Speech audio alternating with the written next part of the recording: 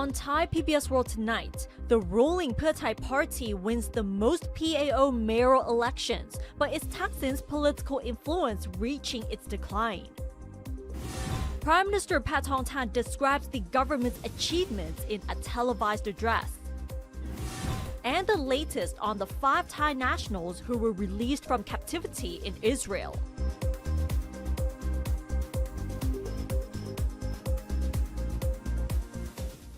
And good evening and welcome to Thai PBS World Tonight. I'm Nat Bunnang and we'll begin the program tonight with what has happened during the mayoral elections which took place on Saturday. So Pheu Thai party managed to win a total of 10 provinces while the People's Party won only in one province, which is Lamphun province. So the Pheu Thai party won the most seats in the provincial administrative organization elections, which took place on Saturday in 10 provinces, plus another 6 provinces with affiliated candidates. So the 10 provinces include Prajin Buri, Nakhon Phanom, Nakhon Ratchasima, Mahasarakham, Sakon Nakhon, Nong Khai, Chiang Mai, Nan, Phrae, and Lampang provinces, while the other 6 provinces include Nonthaburi, Samut Sakhon, Cha Cheong Sao, Jantaburi, Chonburi, and Trat provinces. While the candidates closely affiliated with the Phum Jai Thai party won the elections in 14 provinces, namely Lopburi, Samut Prakan, Rayong,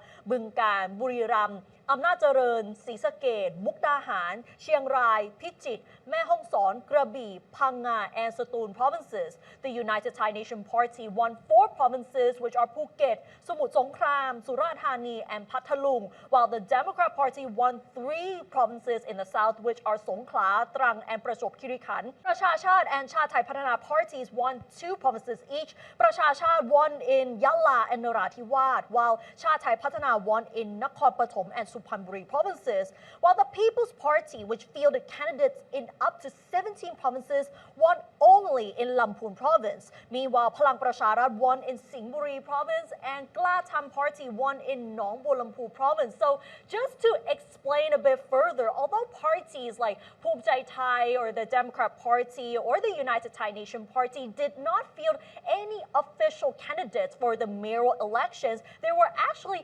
aligning with independent candidates coming from local political dynasties, locally known as the Ban Yai. So these people already have a strong group of supporters. So many of the candidates who won the mayoral elections, who say that they are independent candidates, are actually aligned with some of the political parties to begin with. And the elections to choose the new chief executives of the provincial administrative organization have brought much more attention than in the past. This is because of the appearance of former Prime Minister Thaksin Shinawatra, who has been actively campaigning in rallies ahead of the local elections. And if you remember, last November, Thaksin went to one of the provinces in the northeast, which was Udon Thani, in order to maintain the party's stronghold in the northeast, which eventually led to Pheu Thai's victory in the mayoral election up there. And up until the recent elections on Saturday, so he has made appearances here and there, such as in Chiang Mai, which is his hometown. And Thaksin rallied in a total of 11 provinces. And out of the 11 provinces that he rallied prior to the local elections, Thaksin won 7 of them, including Chiang Mai, which is actually his hometown. But he actually failed to secure victory in 4 provinces altogether, whether it's Chiang Rai, Bungkan, Lamphun, andศรีสะเกษ provinces, where they lost to independent candidates mostly affiliated with the Phum Jai Thai party, except for Lamphun, where a candidate came from the People's Party. Some political observers believe that the Pheu Thai party may need to revise its strategy if it hopes to win in the next general election.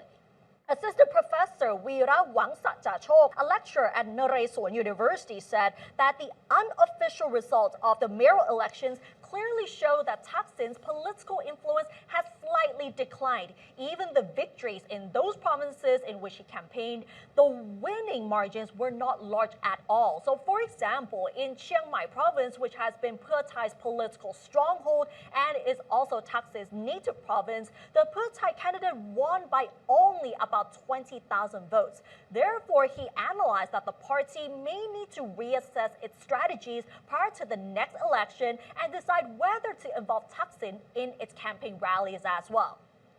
After the unofficial vote counts were revealed, Sorawong Tiantong, the Secretary General of the Pheu Thai Party, told reporters that he thanked every voter for showing their trust in the Pheu Thai Party. However, he also told Thai PBS that everyone did their best and that there were many lessons learned during the campaigning. ไม่ว่าจะชนะหรือแพ้ทุกอย่างเป็นบทเรียนแล้วก็เป็นสิ่งที่เราจะต้องนำมาปรับปรุงนะครับคือเราต้องยอมรับว่าการเมืองท้องถิ่นกับการเมืองระดับชาติก็ต้องค่อนข้างที่จะแยกกันออกไปชัดเจนเนาะในการเลือกตั้งหรือการตัดสินใจของพี่น้องประชาชนครับแต่ว่า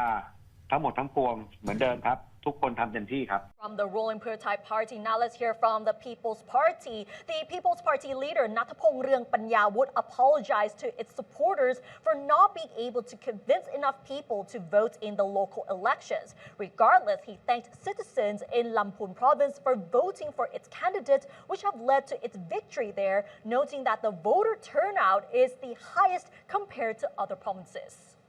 ตอนแรกเนี่ยก็คือเรายืนยันว่าจำนวนของคนที่ออกไปแสดงพลังจะเป็นประโยชน์ที่สุดต่อการเลือกตั้งนะแต่ในขณะเดียวกันเราเองก็อาจจะยังรณรงค์ได้ไม่แข่งขันมากเพียงพอนะที่ทำให้ประชาชนเนี่ยออกไปใช้สิทธิ์น้อยกว่าการเลือกตั้งครั้งที่ผ่านมาดังที่คุณสรายุทธได้แถลงไปอย่างไรก็ตามพวกเรายังรู้สึกเสียดายโอกาสนะครับที่อีกหลายๆจังหวัดนะครับที่พรรคประชาชนเนี่ยถ้าเราสามารถรณรงค์ให้ประชาชนออกไปใช้สิทธิ์ได้มากกว่านี้นะครับเราอาจจะสามารถชนะการเลือกตั้งในจังหวัดในระดับอบจ.ได้นะไม่ว่าจะเป็นจังหวัดเชียงใหม่นครนายกนะครับสมุทรปราการตราดและก็สมุทรสงครามนะครับที่เราอาจจะไม่สามารถที่จะเฉือนชนะการเลือกตั้งได้ Well, we have to say that the mayoral elections in 47 provinces, which took place on Saturday, was a fierce competition indeed. But while it is expected that the People's Party might struggle to compete in the mayoral elections, considering the results in the past, how they actually won at least one province can be seen as some form of success because initially many of the political analysts thought that they would not even win a single seat at all. Meanwhile, the Election Commission announced today that about 16 million voters came out to vote on Saturday, and the voter turnout was actually slightly under 60%. So the Election Commission announced today that out of 27 million eligible voters, 58.4% turned out to vote in the mayoral elections in 47 provinces on Saturday. The Election Commission Secretary General Sowang Bunmi said today that the voter turnout this time was 4% lower than 4 years ago, adding that the Commission had initially forecast a turnout of 65%. Meanwhile, there were over 931,000 invalid ballots in the mayoral elections, or about 5.7% of the ballots cast. There were also 1.1 million blank ballots, or 7% of all the ballots submitted.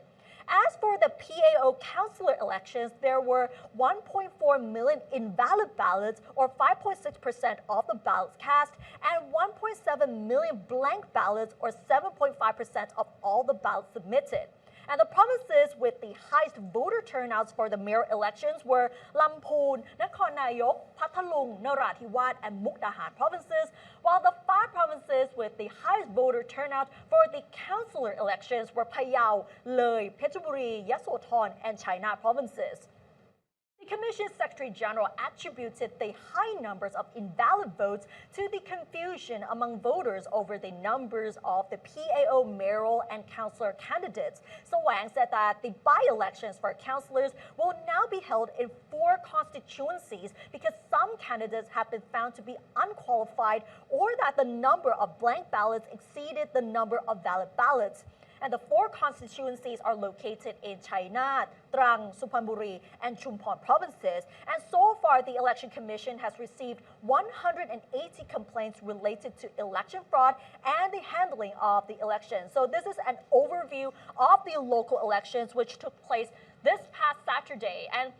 this is actually an overview of the voter turnout. However, the official results for the elections that took place on Saturday will be revealed very soon. And from the local elections, now let's turn to national politics. Prime Minister Pheu Thai has come up with a new TV program to deliver her government's achievements. Prime Minister Pheu Thai laid out the government's performance and achievements in a pre-recorded address broadcast in her program, which is called Opportunities for Thais with Prime Minister Pheu Thai, which broadcasted on NBT. In the address, the Prime Minister highlighted achievements in the 30-baht Universal Healthcare Program, a housing project, the digital wallet scheme, and efforts to address PM 2.5 air pollution. She said the government has instructed relevant agencies to mitigate air pollution through the introduction of 7 days of free bus and train travel in Bangkok, which ended last Friday, controls on the burning of sugarcane and other farm waste, and an increase in the value of sugarcane leaves as an incentive for farmers to stop burning cane. She also said the government has raised the issue of transparent smog with ASEAN foreign ministers, and she personally raised Thailand's concerns over the issue with ASEAN leaders already.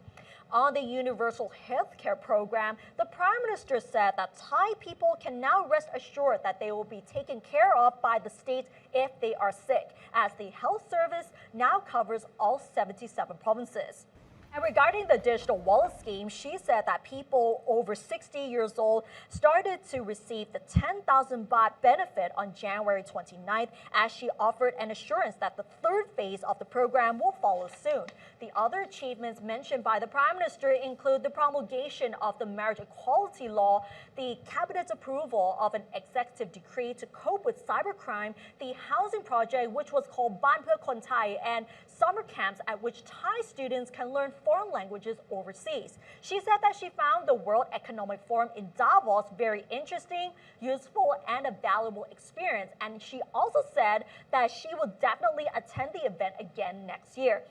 And apart from delivering the policy, she also responded to the criticism against the government. So the Prime Minister actually admitted that she feels hurt because she is only human, but regardless, she will not be discouraged, as there are still many more things that she still has to do. And she also claimed to be indifferent to the criticism of her hair and her clothing styles as well. And of course, it is actually common for the Prime Minister of Thailand to have their own programs, especially through state-controlled media, as they would use this platform to talk about their policies, the government's achievements, and their vision for the country. Even though nowadays we have social media, but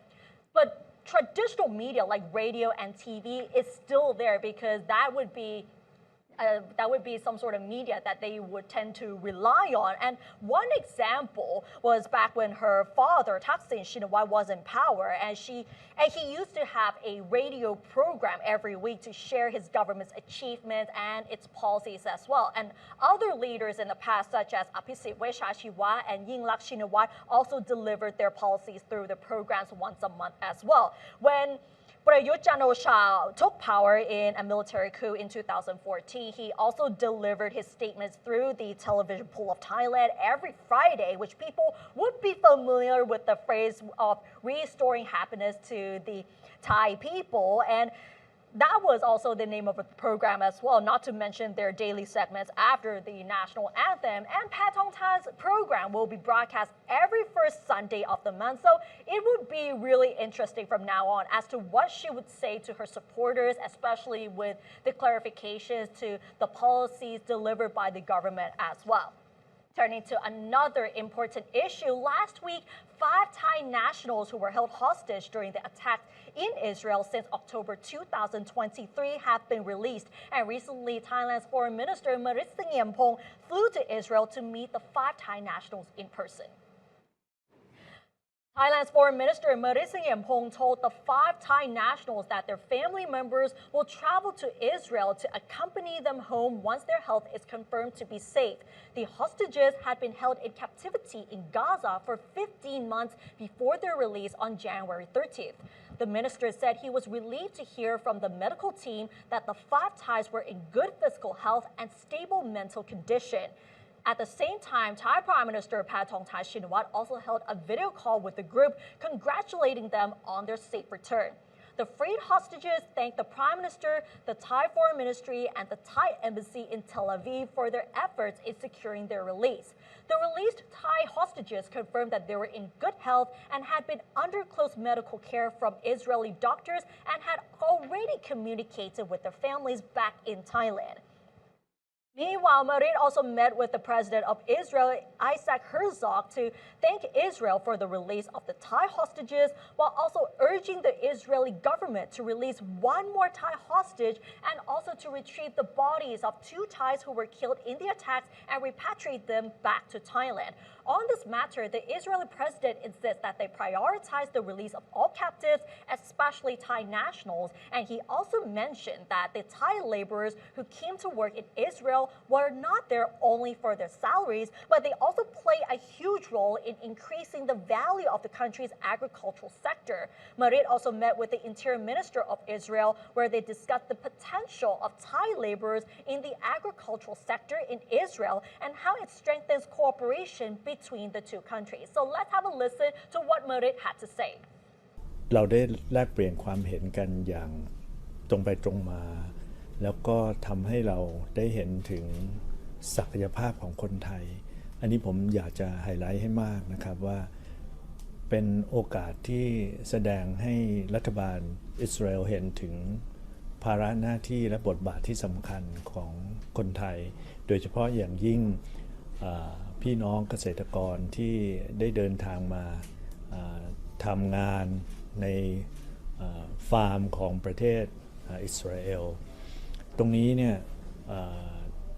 เขาได้เห็นศักยภาพของคนไทยมากนอกจากนั้นเนี่ยทางท่านรัฐมนตรีว่าการกระทรวงมหาดไทยของอิสราเอลก็ยังได้ชื่นชมบทบาทที่สำคัญแล้วก็ความพยายามและศักยภาพของประเทศไทยในการเจรจาร่วมกับมิตรประเทศของประเทศไทยซึ่งนำมาถึงการปล่อยตัวประกันทั้ง 5 คน